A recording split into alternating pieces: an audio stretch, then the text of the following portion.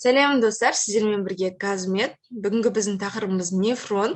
Барлығыңыз білетіндей, нефрон ол бізде бүйректің құрылымдық қызметтік бірлігі болып табылады. Ендеше біз әрі жалғастырайық.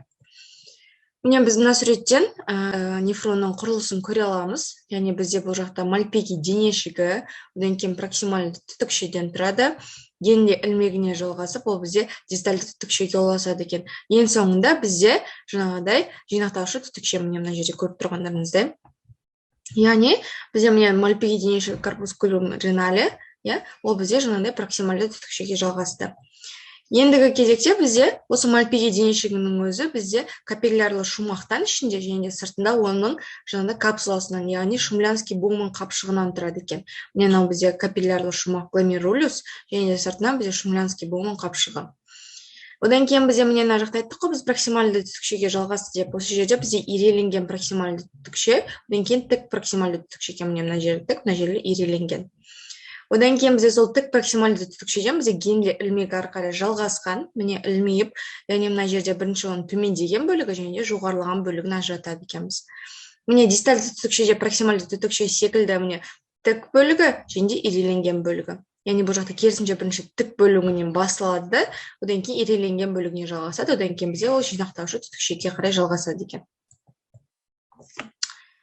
Жалпы нефрон түрлеріне келетін болсақ, ол бізде қыртысты және юкстомедулярлы деп бөлеміз. Яғни қыртысты ол бізде 80%-ына жуығын құрайды, және де юкстогломерулярлы деп те атауға болады екен. Ал юкстомедулярлы ол бізде 20% бөлігін құрайды.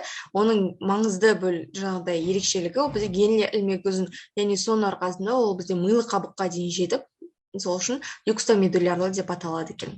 Жалпы негізінен бір нефронның ұзындығы бізде 20-50 мм құрайды, ал барлық екі бүйректегі нефрондардың ұзындығын қосатын болсақ, ол бізде 100 км-ге жуық ұзындықты қамтиды екен. Жалпы негіз біз білеміз ғой, оның кіші тостағаншалары, үлкен тостағаншалар бар екен. Кіші тостағаншалары бізде калицис минористер бізде қосылып, бізде үлкен тостағаншаны құрайды екен. Міне мына жерде үлкен тостағаншаны құрайды. Яғни ол калицис майорис болады. Олар бізде бірнешеуі қосылып, мына жақтан бірнешеуі қосылып, бізде бүйрек түбегіне жалғасады. Бүйрек түбегі ары қарай перлис реналис уретрға, яғни несепағарға жалғасады екен. Міне мына жерде кіші тостағаншалар, үлкен тостағаншалар, бүйрек түбегі және де несепағар. Жалпы негіз осы бүйрек түбегінің қалыптасуының бізде үш жолын бөлек-бөлек қарастырамыз. Яғни ол бізде эмбрионогенді, фетальды және де жетілген.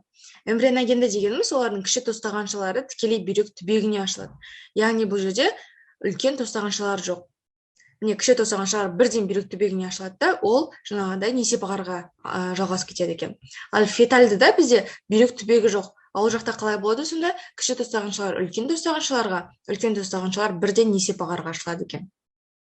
Ал жетілген, яғни бізде қалыпты бәріміз білетіндей, кіші тостағаншалар үлкен тостағаншаларға, олар бүйрек түбегіне, одан кейін олар кәдімгідей біздегі несепағарға жалғасады екен. Жалпы осы олардың қалыптасуының үш жолы болып табылады. Одан кейін бізде осы тостағаншалар несеп жиналуы мен шығуына байланысты оларда екі кезекпен жүреді.